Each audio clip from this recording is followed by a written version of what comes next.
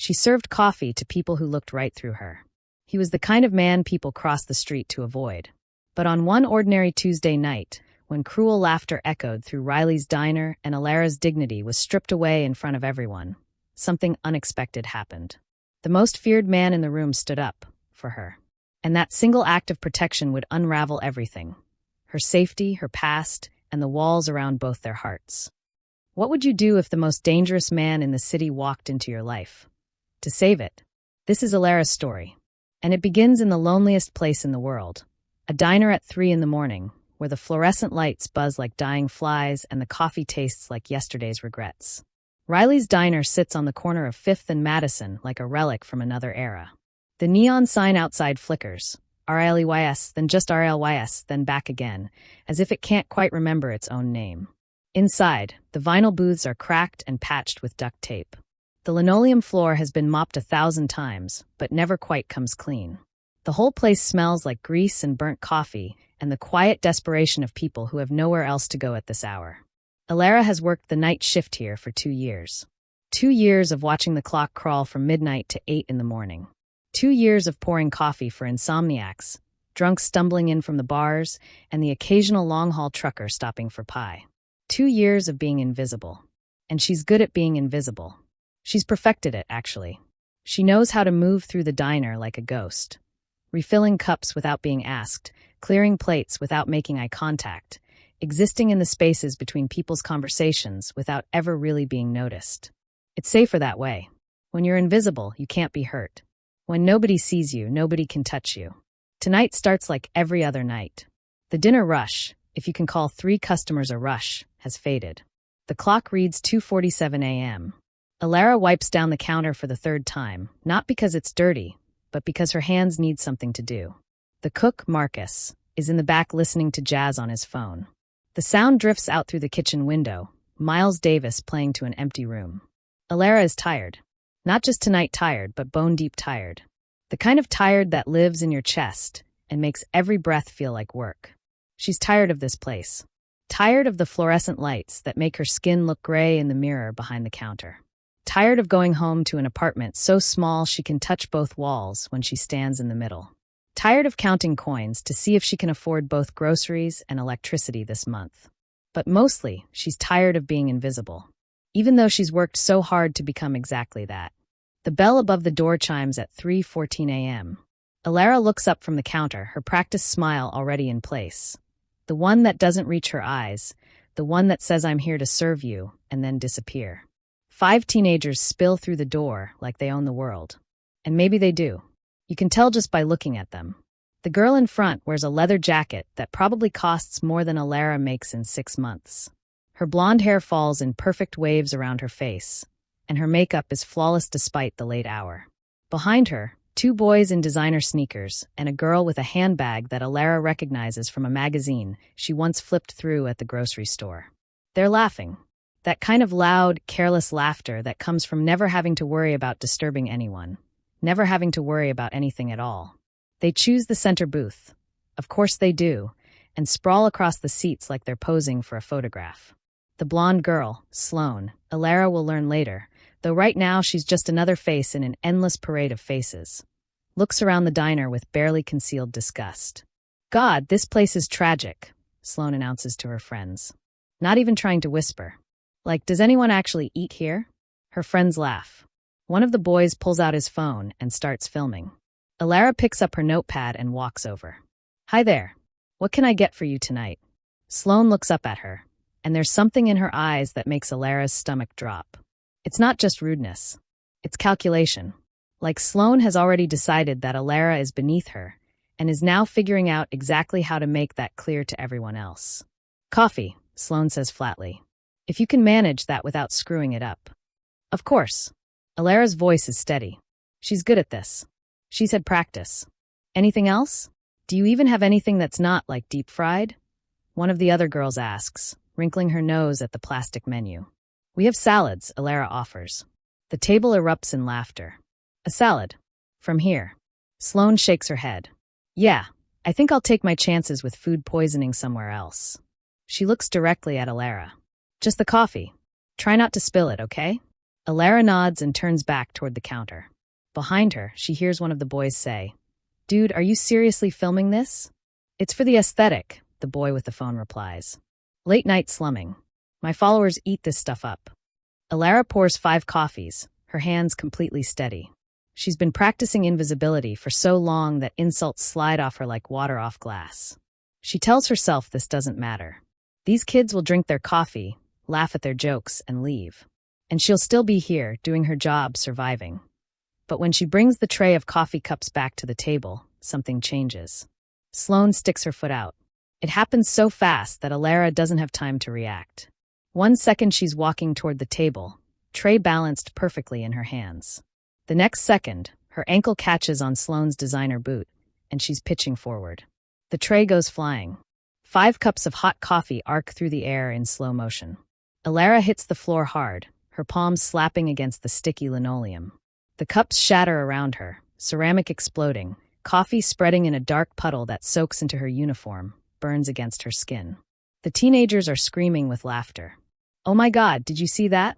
Sloane shrieks, holding her phone up to capture Alara's humiliation. "That was perfect." Alara stays on the floor for a moment, coffee soaking through her clothes, her palms stinging. She can feel every eye in the diner on her. The trucker in the corner booth. The old man who comes in every night for pie. Even Marcus has appeared in the kitchen window, his face tight with anger but helpless. Because what can he do? These kids have money. They could probably buy this whole diner without checking their bank account. "You should really watch where you're going," Sloane says sweetly, leaning down to film Alara's face. "Minimum wage and still can't do the job right. That's like really sad." Alara starts to push herself up, her face burning with shame. Not the invisibility she wanted. Not the safety she'd built. This is something worse, being seen only as something to laugh at, something to mock, something less than human. "Here, let me help you," one of the boys says in a fake sympathetic voice. He picks up a napkin and drops it on Alara's head. More laughter. And then everything changes. A voice cuts through the laughter like a blade through silk. Deep. Calm. Absolutely terrifying in its quietness. That's enough. The diner goes silent. Not gradually, instantly, like someone flipped a switch. Even the jazz from the kitchen seems to fade. Alara looks up, still on her knees in the puddle of coffee, and sees him for the first time.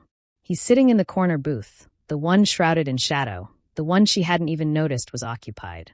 How long has he been there? How did she miss him? He stands up slowly, unfolding from the booth with a grace that seems wrong for someone his size. He's tall, over 6 feet, with dark hair and darker eyes. He's wearing a simple black shirt and jeans, nothing fancy, but there's something about the way he carries himself that makes the air feel heavier. More dangerous. Every teenager at that table goes pale. Sloane's phone drops from her hands. One of the boys actually gasps. The man, Cale, though Alara doesn't know his name yet, walks toward them with measured steps. Not hurrying. Not angry, at least not visibly. But there's something in his presence that makes Alara's heart race, makes her want to simultaneously run toward him and away from him. He stops next to their booth. Looks down at Sloane. "Stand up," he says quietly. Sloane stands. All the cruelty, all the confidence has drained from her face. She looks like a child caught doing something unforgivable. "Now," Cale continues, his voice never rising above a conversational tone, "you're going to help her up. You're going to apologize. And you're going to leave a $500 tip to cover the damage and the disrespect." I don't," Sloane stammers. Cale simply looks at her. That's all. Just looks. But something in his eyes makes Sloane flinch. She walks over to Alara on shaking legs. Extends a hand. Alara stares at the outstretched hand, coffee dripping from her uniform, her entire world tilted sideways. She doesn't understand what's happening. Doesn't understand who this man is or why he's helping her. But she takes Sloane's hand and lets herself be pulled to her feet. "I'm sorry," Sloane whispers. And this time she means it. Fear has a way of creating sincerity. Cale nods once. "The tip." Sloane fumbles with her designer handbag and pulls out a wallet. Her hands are shaking so badly she can barely count the bills. She places them on the counter, $500 bills that Alara has never seen in real life, and backs away toward her friends. They practically run out of the diner. The bell above the door chimes their exit, and then there's only silence. Alara stands there, soaked in coffee, holding $500 that feels like Monopoly money in her hands. She looks at the man who just changed everything. He's already returned to his booth. Already sitting back down. Like nothing happened. "Thank you," she manages to say. Her voice sounds strange to her own ears, small and uncertain. He looks up at her, and for the first time, she sees something other than danger in his eyes. Something that might be gentleness. Might be understanding. "You okay?" he asks. Such a simple question. 2 words. But nobody has asked her that in longer than she can remember. Nobody has looked at her and actually seen her. Really seen her, not as a waitress or an obstacle or a joke, but as a person who might be hurting. Yes. I'm okay." He nods. Returns his attention to the coffee cup in front of him, as if dismissing her. But Alara knows, even in this moment of shock and confusion, that nothing will be okay again. Because she's no longer invisible. She's been seen, truly seen, by the kind of man that people cross the street to avoid. And as she walks back behind the counter, bills still clutched in her trembling hand, she has no idea that this is just the beginning. That tomorrow night, men with cold eyes will come for her. That the protection she just received will come with a price she never expected. That the man in the shadowed booth has just rewritten the entire trajectory of her life with a few quiet words. The clock reads 3:47 a.m. Riley's diner is quiet again, except for the buzz of the fluorescent lights and Miles Davis playing softly from the kitchen. But everything has changed. Everything. Alara doesn't sleep that night. She goes home to her tiny apartment as the sun rises, her uniform still damp with coffee, $500 bills folded carefully in her pocket. She sits on the edge of her bed and stares at the wall, replaying everything in her mind. The laughter, the fall, the humiliation. And then him, the man in the shadows who stood up when everyone else looked away. She doesn't even know his name, but she knows the way the room changed when he spoke. The way those cruel teenagers transformed from predators to prey in a single heartbeat. The way he looked at her afterward, like she was a person worth protecting. Nobody has ever looked at her like that before. She tries to convince herself it's over. That it was just one strange night in a long string of ordinary nights. That tomorrow, tonight really, since she works the night shift again, everything will go back to normal. She'll be invisible again. Safe in her obscurity. But deep down, in a place she doesn't want to examine too closely, she knows better. You don't humiliate people like Sloane without consequences. The diner feels different when Alara arrives for her shift the next night. Or maybe she's the one who's different. She can't tell anymore. Marcus gives her a long look when she walks in, like he wants to say something, but he just nods and disappears into the kitchen. The evening passes slowly. A handful of customers. Truckers and insomniacs. Nobody who matters. Nobody who wants to hurt her. At 2:30 a.m., the last customer leaves. Marcus clocks out, waves goodbye through the kitchen window, and heads out the back door. And then Alara is alone. She's wiping down tables, getting ready to close up, when the bell above the door chimes. 3 men walk in. They're not like the teenagers from last night. These men are older, bigger. They wear suits that fit too well, and their eyes are flat and cold. Professional. One of them has a scar running down his left cheek. Another has hands the size of dinner plates. Alara's heart starts to race. "We're closing," she says, trying to keep her voice steady. The man with the scar smiles. It doesn't reach his eyes. "This won't take long. We just need to have a conversation." They don't sit down. They spread out, one by the door, one by the counter, one directly in front of her, blocking her exits. Professionals. "You had an incident here last night," Scar says. "It's not a question. With Senator Mercer's daughter." Senator. The word hits Alara like cold water. Sloane's father is a senator. Of course he is. Of course Alara managed to get tangled up with someone whose father has that kind of power. "It was an accident," Alara says quickly. She apologized. "It's over." "See, that's the problem." Scar reaches into his jacket and pulls out a folded piece of paper. "The senator's daughter is very upset. Says you deliberately spilled coffee on her. Harassed her. Made her feel unsafe. That's not what happened. We have a statement here." He unfolds the paper. "All you need to do is sign it. Says you apologize for your behavior and that you won't pursue any legal action or speak to the media about the incident. Simple." Alara stares at the paper. Her hands are shaking. "But I didn't do anything wrong." The man by the door speaks for the first time. His voice is quiet, almost gentle. which somehow makes it worse. You're a smart girl. You know how this works. Senator Mercer is a very powerful man. Very connected. And you? He looks around the diner, at the cracked vinyl and flickering lights. You're nobody. You work the night shift at a diner nobody cares about. If this becomes a he said she said situation, who do you think people will believe? I won't sign a lie. Scar's smile vanishes. That's unfortunate, because the senator really would prefer to handle this quietly. But if you won't cooperate, he steps closer. Well, accidents happen.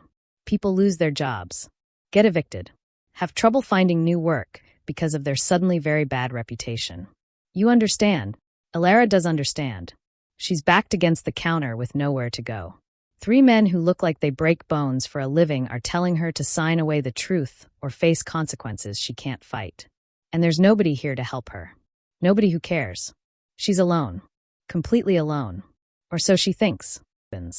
Alara's head whips around, hope and fear tangling in her chest. Did Marcus come back? Did someone? But it's not Marcus. It's him. The man from last night. Walking through the back door like he owns the place, like he has every right to be here. He's wearing the same black shirt and jeans. Same dangerous grace. Same eyes that seem to see everything. The 3 men turn. And Alara watches their faces change. Watches color drain. Watches professional confidence crack into something that looks like genuine fear. Kale, Scar says. Just the one word. Like a prayer. Or a curse. So that's his name. Kale. Gentleman. Kale's voice is calm, almost pleasant. I think you're in the wrong place. This doesn't concern you. Everything in this diner concerns me. Kale walks past them, moving toward Alara. They actually step aside to let him pass. Especially when people are threatening what's mine.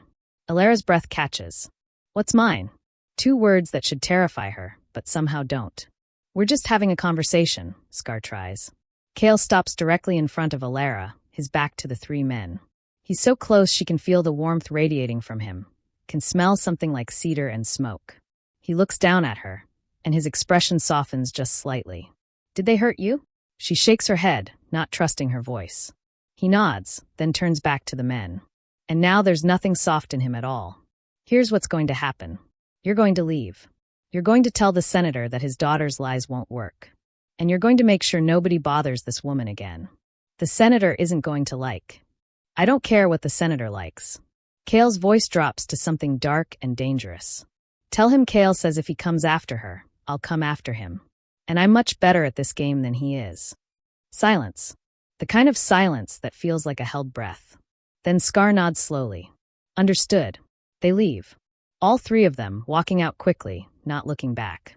The bell above the door chimes their exit, and then it's just Alara and Kale in the empty diner. Alara sags against the counter, adrenaline draining out of her, leaving her shaky and cold. Thank you, she whispers. Again. We need to go, Kale says. Not unkindly, but firm. Go. Go where? Somewhere safe. He's already moving toward her, gently taking her arm. Alara, listen to me. You defended yourself against a senator's daughter. I made that defense public. Now you're a target. Those men were just the first. There will be others. But I have to work. I have to. You can't stay here. He's guiding her toward the back door now, his hand warm on her arm. I have a place. Secure. Protected. Until this blows over. I don't even know you. He stops. Looks at her. And for the first time, she sees something vulnerable flash across his face. I know. And I'm sorry this is happening. But if you stay, they will hurt you. And I. He pauses, seems to struggle with the words. I can't let that happen. Alara should say no. Should call the police, should run. Should do anything except get into a car with this dangerous stranger who somehow makes her feel safer than she's ever felt in her life. But she's so tired of being alone. So tired of being invisible. So tired of having nobody who gives a damn whether she lives or dies. Okay, she hears herself say. Okay. Kale's apartment isn't an apartment. It's a penthouse on the 40th floor of a building Alara has walked past 100 times but never imagined entering. Floor-to-ceiling windows overlooking the city. Furniture that looks like it belongs in a museum. A kitchen with appliances Alara doesn't recognize. Guest room is down the hall, Kale says, hanging his keys on a hook by the door. Bathroom's attached. There's clothes in the closet that should fit. How did you? I had someone pick them up while we were driving. He says it like it's normal. Like having someone who can procure clothes in the middle of the night is just a thing people do. Alara stands in the middle of this impossible space, feeling completely out of place. I don't understand. Why are you helping me? Kale is quiet for a long moment. He walks to the window, looks out at the glittering city below. When he speaks, his voice is soft. Do you know what people see when they look at me? Alara doesn't answer. They see someone dangerous. Someone to fear. And they're right. He turns to face her. I've done things that would horrify you. Built a reputation that makes men like those 3 tonight run scared. But do you know what I saw when I walked into that diner 2 nights ago? She shakes her head. I saw someone invisible. Someone working herself to death in a place where nobody even bothered to learn her name. Someone who'd learned to survive by making herself small. His eyes hold hers. I know what that's like. Being invisible. And I know what happens when someone sees you. Really sees you for the first time. So you're what? Rescuing me? I'm protecting you. There's a difference. He moves toward her, but stops a respectful distance away. This isn't charity, Alara. This is. I don't know what this is. But those kids in the diner saw you as something to mock. Those men tonight saw you as a problem to eliminate. And I. He runs a hand through his dark hair, frustrated. I see someone worth protecting. That's all. Alara feels tears prick at her eyes. She doesn't even know why. Maybe it's exhaustion. Maybe it's fear. Maybe it's because for the first time in years, someone is treating her like she matters. What happens now? She asks. Now you sleep. Tomorrow we deal with the senator. But the senator strikes first. Alara wakes to Kale's face on her phone's screen. No, not Kale's face. Articles. Headlines. Videos. Senator's daughter attacked by unstable diner worker. Known criminal Kale Morrison defends woman who assaulted teen. Disturbing video shows waitress's violent outburst.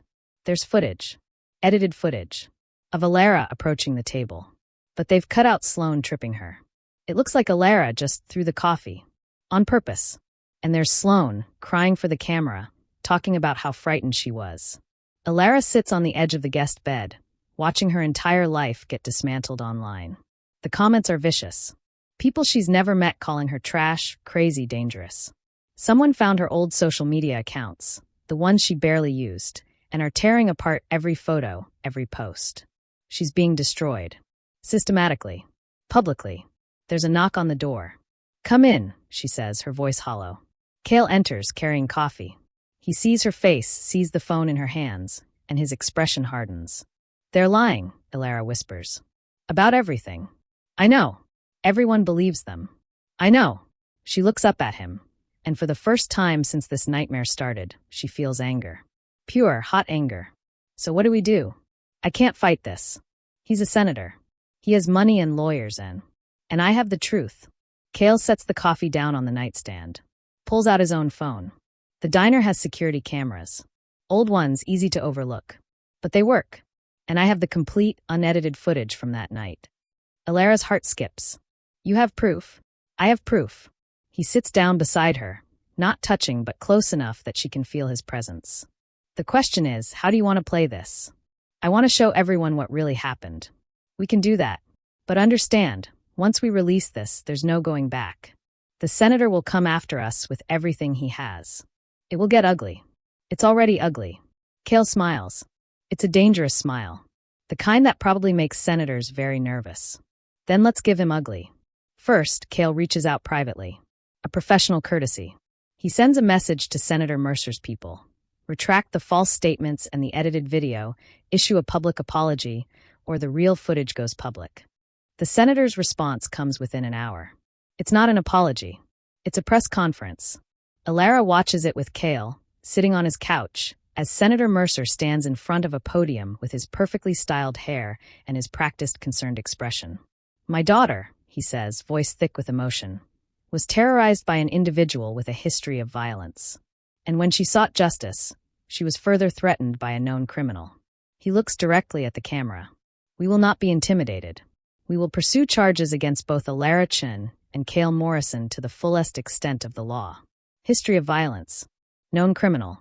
He's making it sound like Alara is dangerous. Like Kale is some kind of monster. And people are believing it.